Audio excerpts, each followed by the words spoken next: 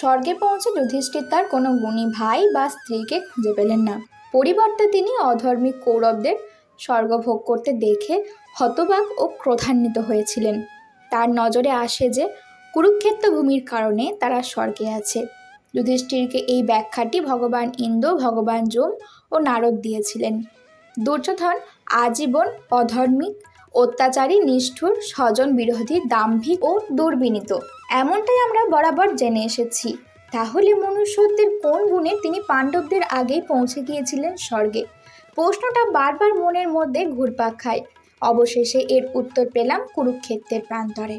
যুদ্ধের শেষে সেই শ্মশানভূমির একাকিত্বে অশক্ত শরীরে দুর্যোধন যাপন করছিলেন জীবনের শেষ 30 ঘন্টা। জঙ্ঘাদি ছিল স্থানচ্যুত। সেই যন্ত্রণা তিনি কতক্ষণ ভোগ করেছিলেন জানা নেই কারোর। একসময় তার নিম্নাঙ্গ নিশ্চয় অবশ হয়ে গিয়েছিল। চলৎ শক্তিহীন, অসহায়, মুমূর্ষু দুর্যোধন সেই দুর্জয় শীতেও আকণ্ঠ পিপাসায় একটু জলের জন্য হাহাকার করেছিলেন। কেউ শোনেনি। বহু ক্লেশের মধ্যে দিয়ে দুর্যোধন জেনেছিলেন জীবনের মর্মতত্ত্ব। মৃত্যুর সঙ্গে সংঘর্ষে তার জীবনী শক্তি যখন আর প্রায় কিছুই অবশিষ্ট নেই, তখন এলেন অশ্বত্থামা।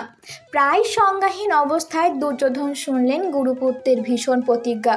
যন্ত্রণাদগ্ধ ক্ষীণ কণ্ঠে তিনি নিষেধ করলেন অশ্বত্থামাকে, না, অশ্বত্থামা না। তার অহংকারের হর্ম তখন চুরমার হয়ে গিয়েছিল। কোনো অহংকার তখন আর অবশিষ্ট ছিল না। পাণ্ডবদের সঙ্গে সমস্ত বৈরিতাও অন্তর্নিহিত। প্রহর কাল এর মধ্যে অশ্বত্থামা হাজির করলেন দ্রৌপদীর 5 কিশোর পুত্রের ছিন্নমুণ্ড। নিরন্ধ অন্ধকারেও দুর্যোধন স্পর্শ করেই আর্তনাদ করে উঠেছিলেন। গুরুপুত্রকে বলেছিলেন, এ কি করলে গুরুপুত্র? ওরা যে আমার উত্তরপুরুষ।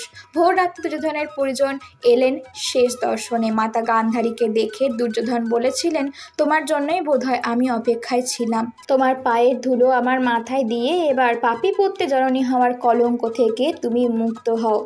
আর পাপিষ্ঠকে যদি মার্জনা করতে পারো তাহলে আশীর্বাদ করো, আগামী জন্মে আবার যেন তোমায় মা বলে ডাকার সৌভাগ্য হয় আমার। পুত্রের দুরাবস্থায় আজীবন ধর্মচারীরও হৃদয় টলে গিয়েছিল, জ্বলে উঠেছিল প্রতিশোধের আগুন। মায়ের অগ্নিমূর্তি প্রত্যক্ষ করে মুমূর্ষ দুর্যোধন চিৎকার করে উঠে বললেন, না মা না, তুমি পাণ্ডবদের আর অভিশাপ দিও না, ওরা যে তাহলে ধ্বংস হয়ে যাবে। আমার আর কোনো দ্বিধা নেই মনে, আমাকে শেষ যাত্রার অনুমতি দাও। আর দেখো, সে যাত্রা যেন পাণ্ডবদের সমাধির ওপর দিয়ে না যায়। অন্তিম লগ্নে তিনি অন্তর থেকে মার্জনা করেছিলেন পাণ্ডবদের। ক্ষত্রিয় হয়ে যুদ্ধে প্রাণ যায় তার, তাই তার স্থান হয়েছিল স্বর্গে। রাধে রাধে।